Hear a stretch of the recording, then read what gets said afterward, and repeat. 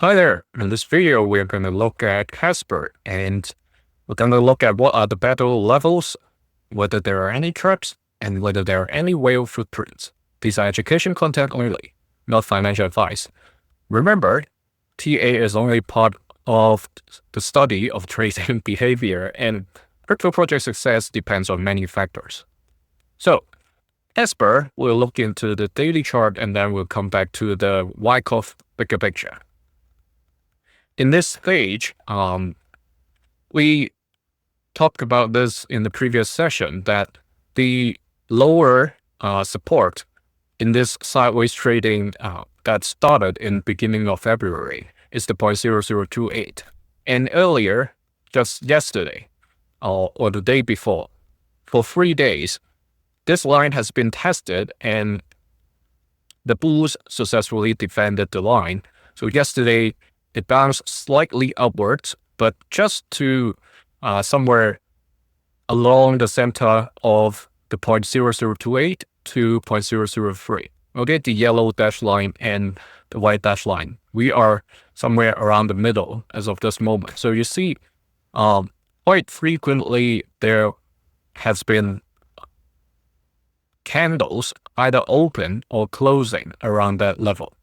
Okay, so if we draw a line over here, okay, you see these candles bodies, okay? These crosses, if it's too small for you, enlarge this.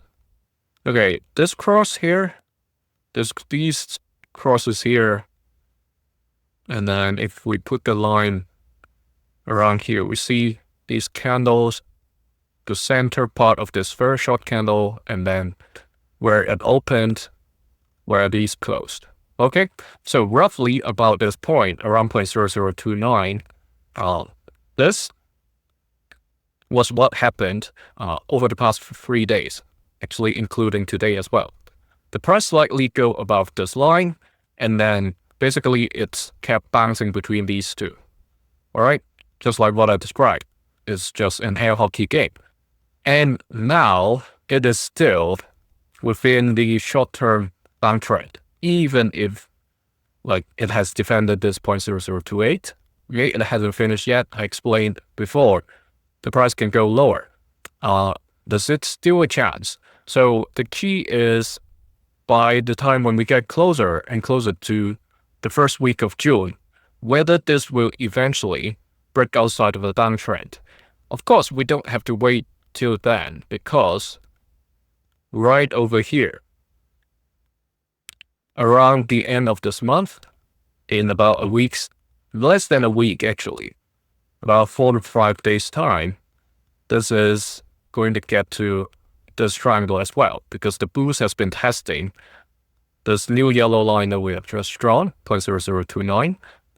If they manage to break above this line, they can catch the trend, and by the end of May, there is an opportunity to change this trend, breaking the ceiling of the downtrend and head towards the 0.003 and test that yellow line again. Okay, now then there is a resistance line over here. Okay, after breaking above this, the previous uptrend support now turns into a resistance. So let's see what's going to happen if it really breaks outside before the end of the month. If not, then we'll continue to observe when we get closer and closer to the beginning of or the first week of June. Now, the bigger picture.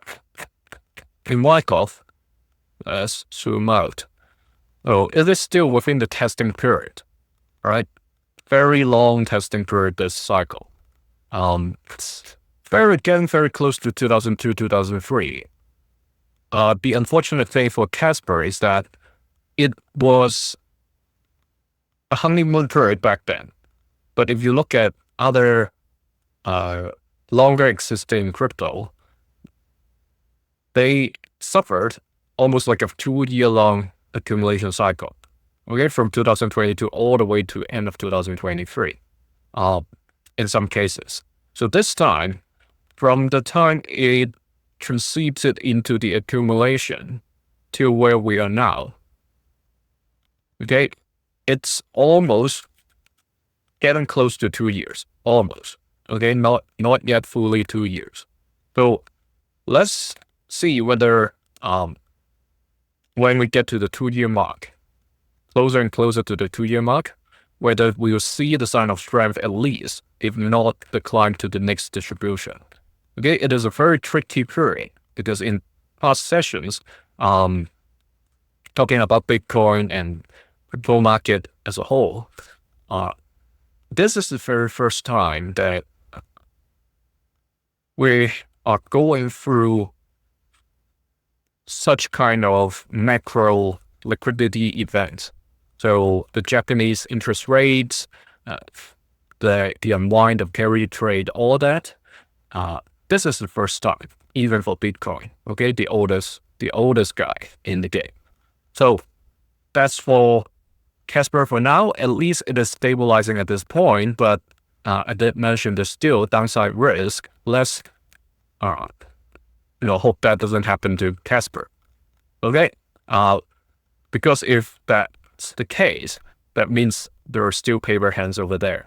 Unless, of course, if there are events like the releasing of new tokens, that's another story because that's diluting actually the space, right? So you've got more supply and eventually either people are unhappy about it or people are expecting that's going to dilute the price because of the total available tokens. Now, if you're having the same market cap, then you got less for each token, right? That's some theory around it. Okay, so remember, the weekly write-up is available on Substack, and you can get access to these videos with Wyckoff analysis 2 days earlier, being a channel member. See you in the next video. Thank you.